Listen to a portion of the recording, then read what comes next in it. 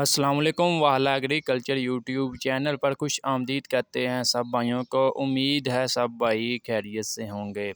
दोस्तों पिछले 1-2 महीने से बहुत से भाई जो हैं कमेंट्स कर रहे हैं। हमारा चैनल है, आपको पता है, इसके रिलेटेड फेसबुक पर भी हम पोस्ट वगैरह करते रहते हैं, तो भाई कमेंट्स कर रहे होते हैं जी। मतलब मूंजी का एक नई वैरायटी आ चुकी है पाकिस्तान में 1692। ठीक है, इसकी असल हकीकत क्या है, ज़मींदार इसके बारे में क्या नहीं जानता, क्या नया दिलासा दे रहे हैं जो भी इन्वेस्टर हजरात हैं यहाँ, मतलब स्टाकी वगैरह हैं जो इस मतलब बीज को पाकिस्तान में ग्रो करवाना चाहते हैं। दोस्तों सबसे पहले तो हम इसकी मतलब क्वालिटी वाइज इसकी मतलब बात कर लेते हैं। 1692 जो है, कहा तो ये जा रहा है, ज़मींदार भी यही कह रहे हैं कि ये कायनात 1121 और इसके अलावा धान 1509 के मतबादल है, यानी कि इसके मतलब बरक्स है, बिल्कुल इसके इसी तरह का बीज है।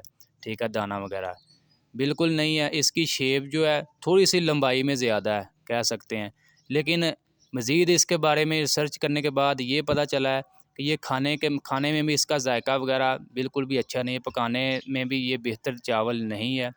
इसके अलावा जो है ये एक्सपोर्ट के लिए भी मतलब बेस्ट नहीं समझा जाता। आपको पता है पाकिस्तान से बाहर के ममालिक में बहुत ज़्यादा जो है हम चावल वगैरह बेचते हैं, हमारा एक नाम है चावल की मार्केट में। ठीक है, और ये जो 1692 आया है ना पाकिस्तान में, ये एक पाकिस्तान का ये जो नाम है ये ख़राब करवाना चाहता है। ये इंडिया का बीज है।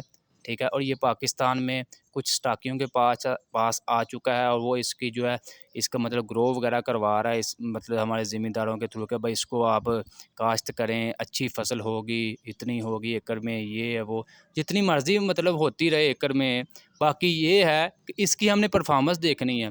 इसका हमने ये देखना है कि जब हम इसको पकाई में इस्तेमाल करें तो इसका जायका कैसा है। इसके अलावा हमारे मिल हज़रात इसको लेंगे या नहीं लेंगे। इसके अलावा हम जो एक्सपोर्ट करते हैं क्या वहाँ कारआमद है, हमारी एक्सपोर्ट में ये इस्तेमाल हो सकता है। बिल्कुल ये तीनों में जो है ये इसको ज़ीरो से ज़ीरो मतलब नंबर है।